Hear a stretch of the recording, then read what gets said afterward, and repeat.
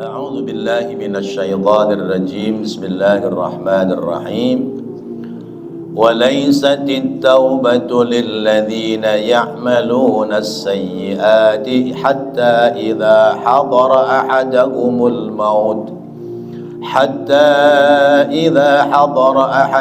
الموت قال إني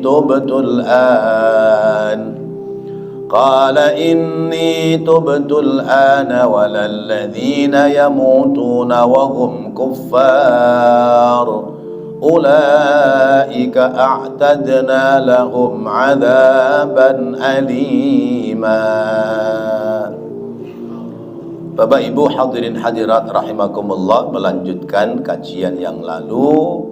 Sesungguhnya taubat akan diterima oleh Allah bagi orang-orang yang melakukan keburukan bijahalatin, karena jahil, karena khilaf. Tetapi bagi orang-orang yang sengaja melakukan perbuatan buruk, melakukan kesalahan terus-menerus hingga saat-saat kematian baru bertaubat, maka taubatnya ditolak oleh Allah Subhanahu wa ta'ala.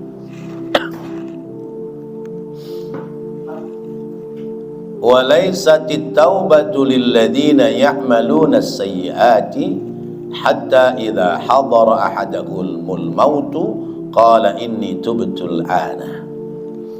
Taubat tidak diterima oleh Allah bagi orang yang melakukan kejahatan, keburukan, sehingga dia bertaubat kalau sudah datang waktu saat-saat kematian.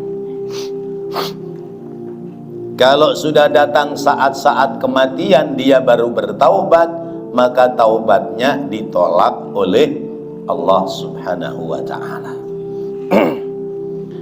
Nah, Bapak Ibu dan Saudara,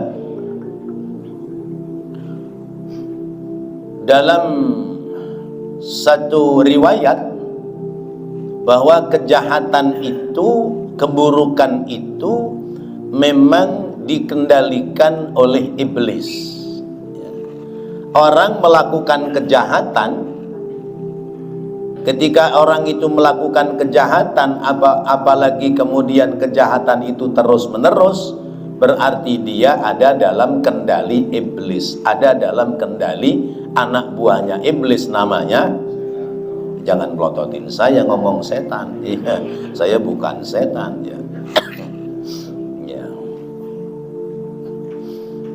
Riwayat dari sahabat Abu Sa'id Al-Khudri dari Nabi kita Muhammad sallallahu alaihi wasallam, qala, dia berkata, qala iblis berkata, ya Rabbi wa izzatika la azalu ughwiyahum ma damat arwahuhum fi ajsadihim. Iblis lantang ngomong kepada Allah saat iblis diusir dari surga dan tidak boleh kembali lagi ke surga. Iblis ngomong, ya Allah, demi kemuliaanmu. Iblis masih ngomong begitu, ya Allah, demi kemuliaanmu aku tidak akan berhenti untuk menggelincirkan hamba-hambamu selama roh-roh mereka masih berada di badan mereka. Jadi iblis menggoda kita selama roh kita masih di badan kita. Berarti enggak muda, enggak tua, semuanya digoda oleh setan iblis. Selama roh kita masih ada di badan, setan itu selalu menggoda kita. Tapi apa jawab Allah?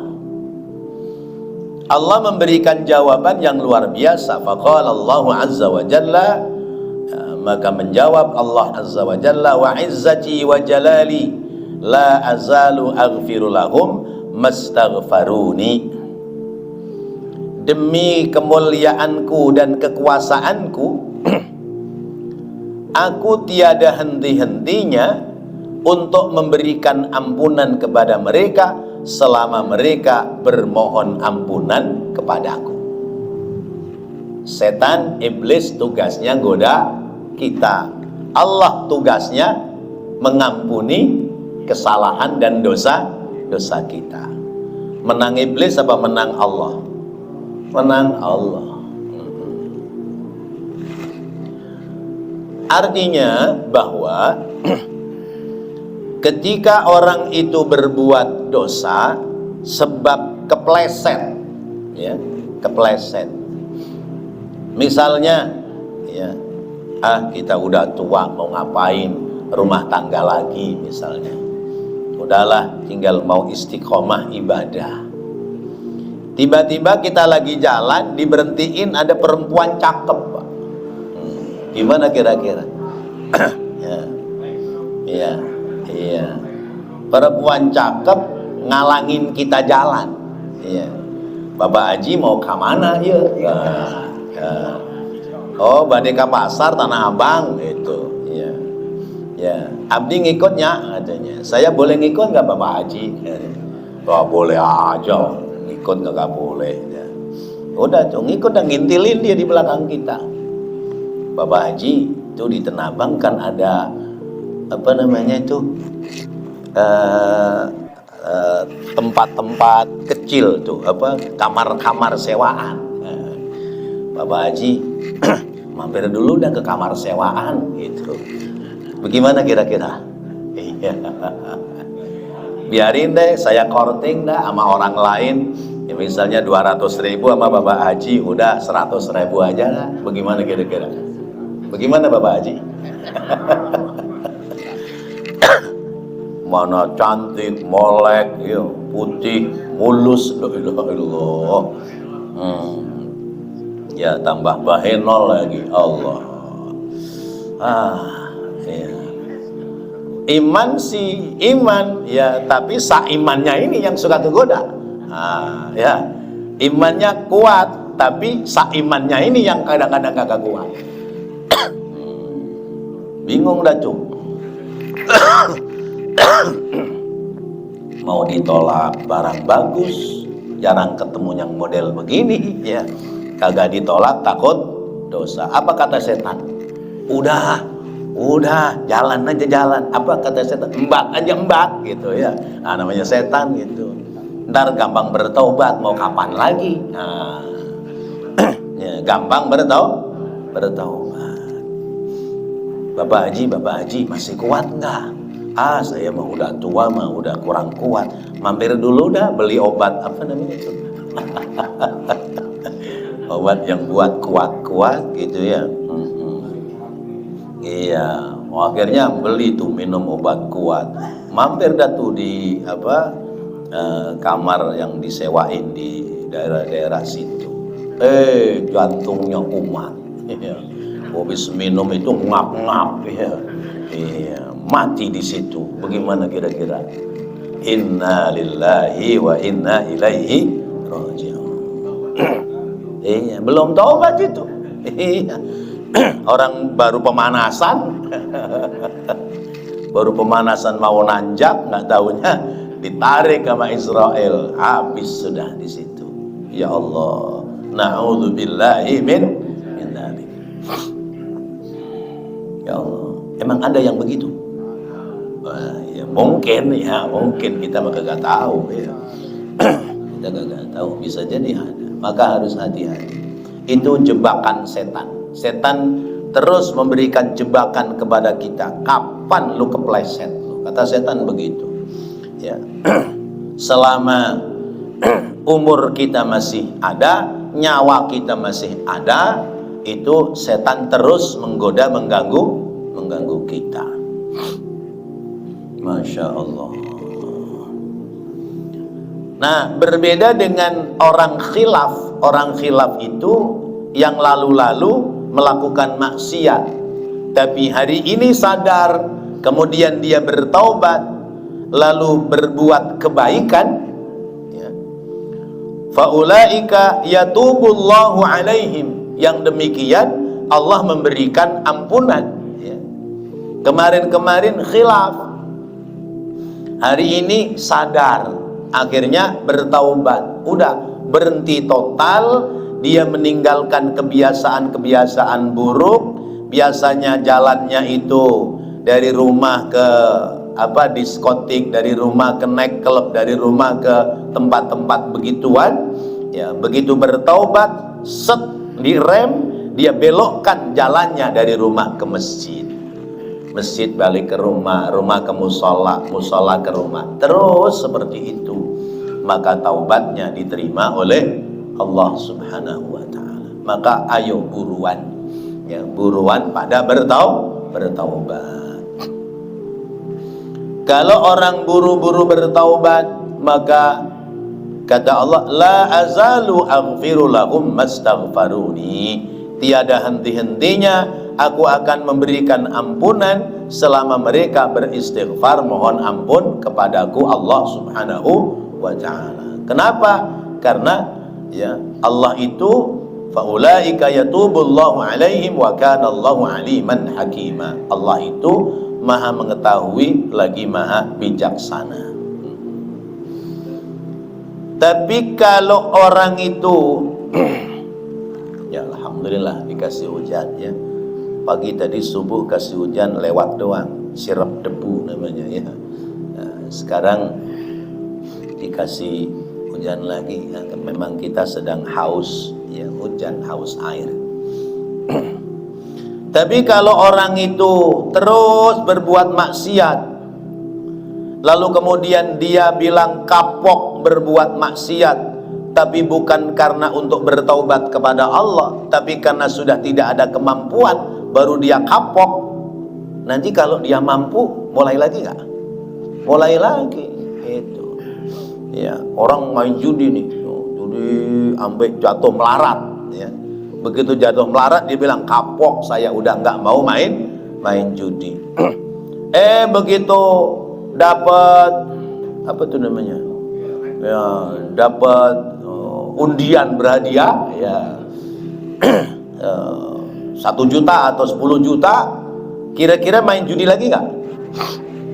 Main. Berarti kapoknya karena sudah nggak punya duit.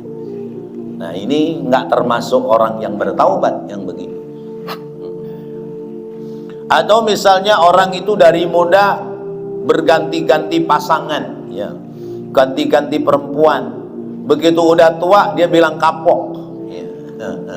Kapok, saya udah nggak mau lagi main perempuan.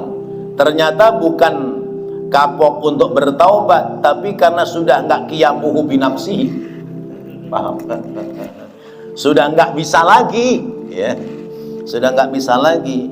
Nah, kalau kapoknya begitu, itu dia tidak akan diterima oleh Allah Subhanahu wa ta'ala. Artinya taubatnya main-main. Taubatnya main-main. Bukan taubatan nasuha ya. Taubatnya main-main. Lalu kemudian orang ini maksiat terus, begitu jatuh sakit, yang sakitnya itu sudah tidak dimungkinkan sembuh ya, baru dia kapok tobat. Nah, yang begini hati-hati, khawatir jangan-jangan taubatnya tidak diterima oleh Allah Subhanahu wa ta'ala karena taubatnya kepaksa. Karena kepaksa ya. Bukan karena kesadaran diri berhenti berbuat kejahatan lalu kemudian siap-siap untuk melakukan kebaikan. Ya. Hadza kama qala Allah Ta'ala, ini sebagaimana Allah Ta'ala firmankan di ayat yang lain, falamma ra'au ba'suna qalu amanna billahi wahdah. Seperti misalnya Fir'aun. Fir'aun itu mengaku Tuhan, bayangkan ya.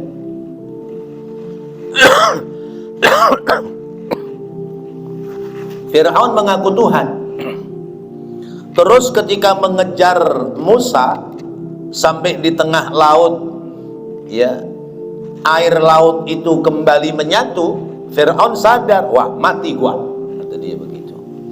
Nah, karena dia sadar bakal mati, maka dia baru mengatakan amantu bi rabbi Musa wa Harun. Amantu bi rabbi Harun wa Musa. Nggak bisa mengatakan amantu billah, nggak bisa. Menyebut nama Allah itu lisannya, mulutnya nggak bisa. Karena sepanjang hidup tidak pernah menyebut kalimat Allah. Maka yang dia ucapkan, aku beriman kepada Tuhannya Harun dan Musa.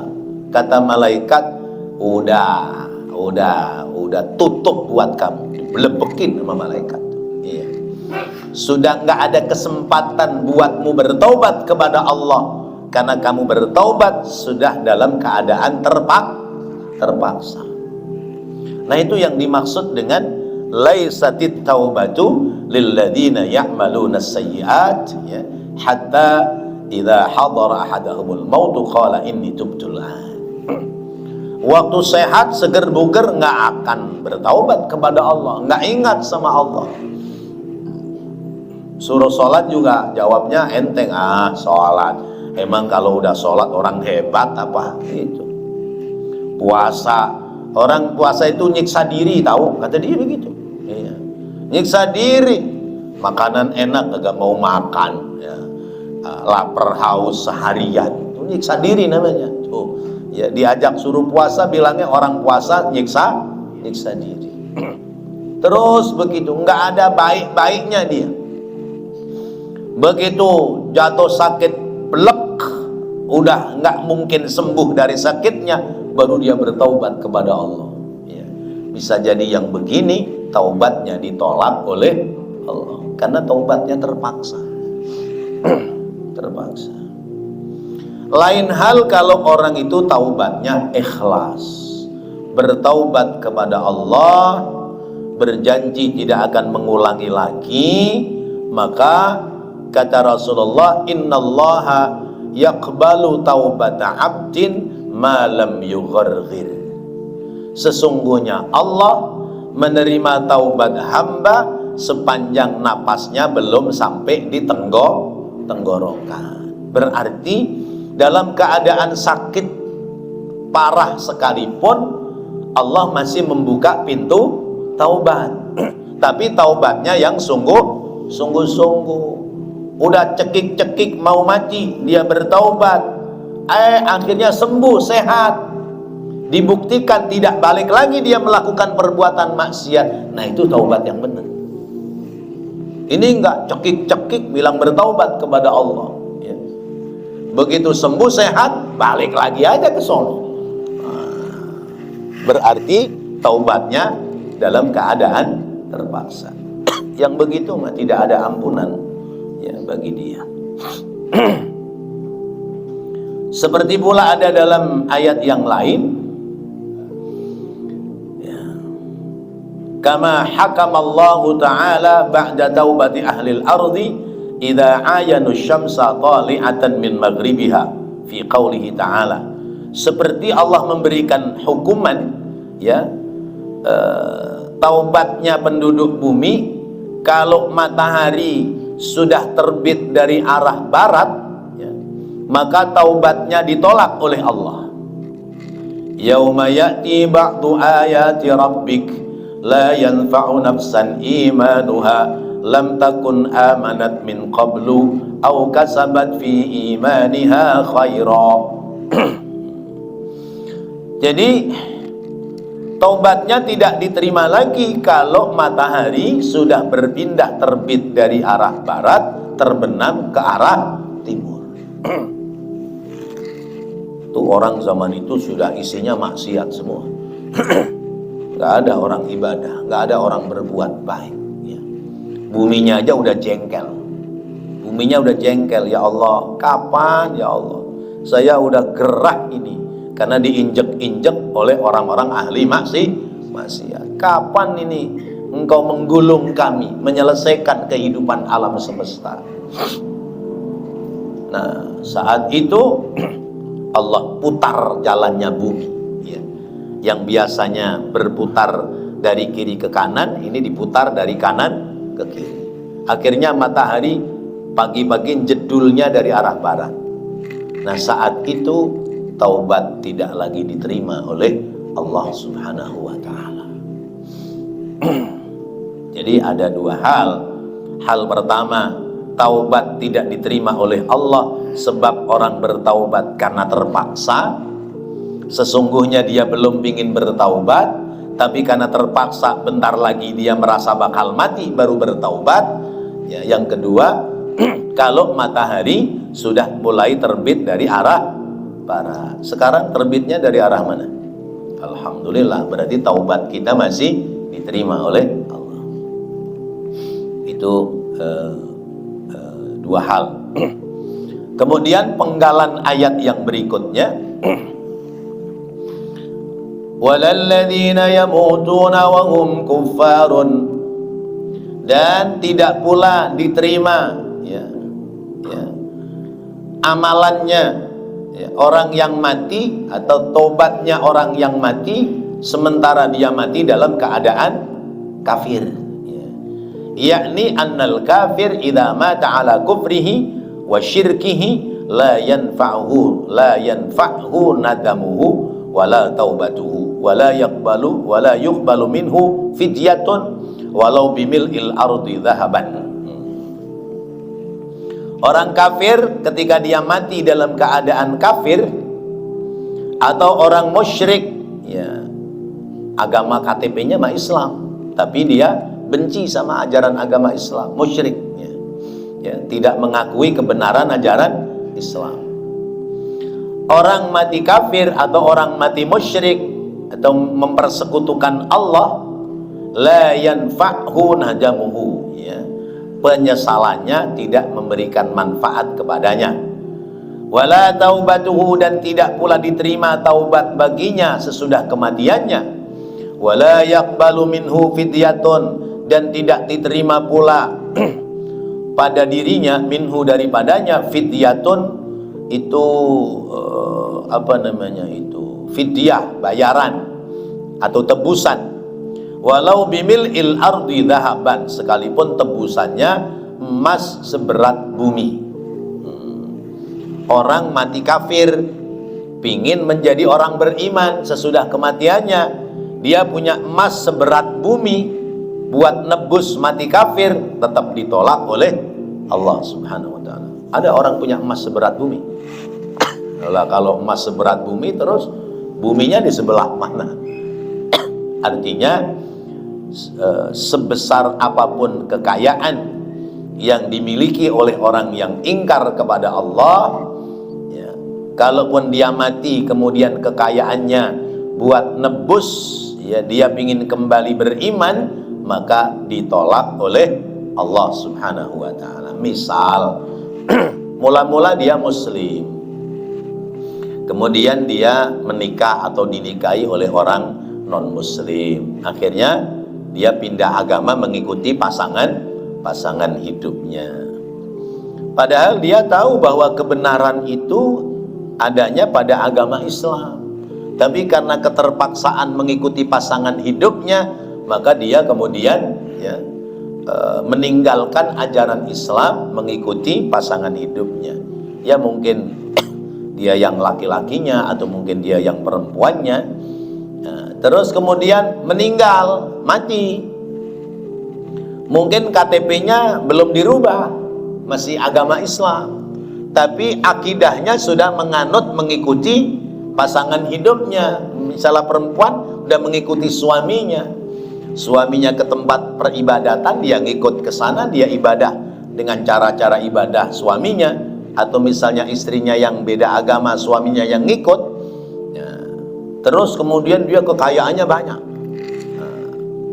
Begitu mati, dia mati dalam keadaan mengikuti agama pasangan hidupnya.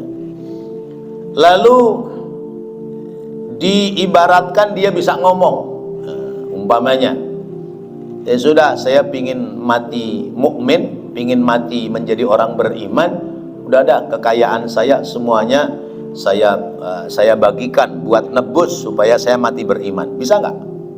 Nggak bisa, karena dia sudah dalam kematian. Lain hal, ya, malam ini, ya, dia masih luar Islam, datang ke musola Al-Hikmah, ya selesai sholat isya minta dibimbing masuk agama Islam. Baru latihan sholat, belum mengerjakan sholat, kemudian dia meninggal dunia, padahal sholatnya belum sempurna, baru belajar sholat. Sekalipun sholatnya baru belajaran, kalau dia itu sudah mengucap 2 kalimat syahadat, dia sudah tulus ikhlas masuk Islam, kemudian dia meninggal dunia, maka dia menjadi orang ahli surga. Masya Allah, enak ya. Cukup dengan kalimat asyhadu an la ilaha illallah wa asyhadu anna muhammadar rasulullah, ya, hapus perbuatan dia sebelum Islam, dia menjadi muslim. Saat itu dia meninggal dunia, maka dia akan menjadi orang ahlul jannah, ahli surga. Masya Allah, luar biasa. Nah, kalau orang non muslim baru mengucap syahadat masuk Islam, dia belum melakukan berbuat baik, dia meninggal dunia menjadi ahli surga. Bagaimana dengan kita yang sehari semalam minimal kita mengucap 2 kalimat syahadat berapa kali? Ayo, berapa kali? Kan kita sholat itu 5 kali, ya. Yang tahiyatnya 1 kali cuman subuh, ya. Yang lain tahiyatnya 2 kali.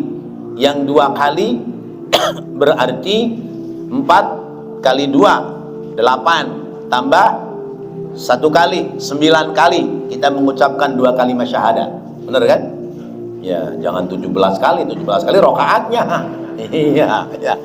Ya, rokaatnya 17. Ya, tahiyatnya berapa kali? 9 kali. Nah, dalam tahiyat kita mengucap asyhadu an la ilaha illallah wa asyhadu anna muhammadar rasul. Kira-kira itu kita mengucap kalimat syahadat main-main apa serius? Serius lah, orang sholatnya serius kok, ya. Sholatnya khusyuk, saking khusyuknya jumlah rokaatnya aja lupa. Saking khusyuknya. Iya, ya Allah. Nah, itu menjadi penghapus dosa buat kita. Maka orang yang sholat 5 waktu dia tidak pernah tinggalkan, di dalam sholat itu ada 2 kalimat syahadat yang dia ucapkan, maka menjadikan sebab penghapus dosa. Maka orang ahli sholat, orang ahli ibadah, ketika dia meninggal dunia, ya, maka dosa-dosanya diampuni oleh Allah Subhanahu wa taala. Illal kabair, kecuali dosa-dosa besar. Dosa besar itu misalnya musyrik, uququl walidain, ya, melawan orang tua, terus kemudian dosa zina, ya, itu termasuk dosa-dosa besar yang tidak hapus lewat sholat 5 waktu. Ya biarin disiksa dulu dia. Kalau dia ada iman, ya selesai siksaan, baru kemudian dia nanti akan diangkat masuk ke dalam surga. Tapi bagi orang-orang yang taubatnya karena terpaksa, atau orang itu kafir dan musyrik, dia bertaubat sesudah kematiannya, maka tidak akan mendapati ampunan Allah. Bahkan lihada qala Allah Ta'ala, maka dengan sebab ini Allah Ta'ala berfirman, ulaika a'tadna lahum 'adzaban alima. Yang demikian itu, ya, kami sediakan bagi mereka siksaan yang sangat pedih, siksaan yang terus menerus, Bapak Ibu, bukan siksaan yang sebentar. Kenapa? Sebab mati kafir, mati musyrik. Na'udzubillahi min dzalik. Shadaqallahul azim. Mudah-mudahan ayat ini menjadi pemicu pelajaran bagi kita, sehingga kita hidup lebih berhaji-haji. Amin ya rabbal alamin. Rabbana taqabbal minna innaka antas samiul alim wa tub alaina innaka antat tawwabur rahim. Rabbighfir warham wa anta khairur rahimin. Wa sallallahu ala sayyidina Muhammadin wa ala alihi wa sahbihi wa sallam. Walhamdulillahi rabbil alamin. Wassalamu alaikum warahmatullahi wabarakatuh.